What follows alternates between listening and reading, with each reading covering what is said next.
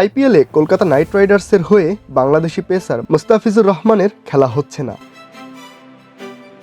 আজ বিসিসিআই সচিব দেবজিৎ সাইকিয়া বিষয়টি জানিয়েছেন ভারতীয় সংবাদ মাধ্যমকে। তবে এর আগেই মুস্তাফিজের পাশে দাঁড়িয়েছেন কংগ্রেস সাংসদ শশী থারুর।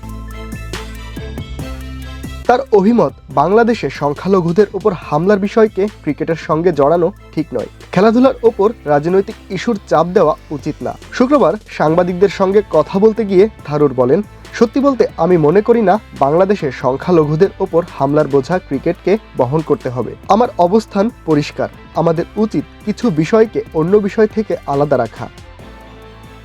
তিনি বলেন, ভারত সরকার বাংলাদেশ সরকারের সঙ্গে সংখ্যালঘুদের নিরাপত্তা নিয়ে কথা বলছে। এই বার্তা দেওয়া অব্যাহত থাকা দরকার। তবে মুস্তাফিজুর রহমানকে এই বিতর্কে টানা অনুচিত। তার বিরুদ্ধে ব্যক্তিগতভাবে ঘৃণামূলক বক্তব্য, হামলা বা এসবকে সমর্থনের অভিযোগ নেই। তিনি একজন ক্রীড়াবিদ। এই দুই বিষয় মেশানো একেবারেই ঠিক না।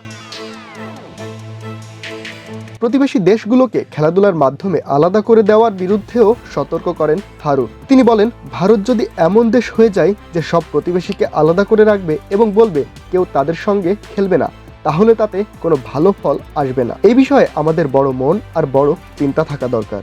শেষে তিনি জোর দিয়ে বলেন, মুস্তাফিজকে নেওয়ার সিদ্ধান্ত পুরোপুরি ক্রিকেটের কারণে। সেখানে রাজনীতির প্রভাব থাকা একেবারেই উচিত নয়।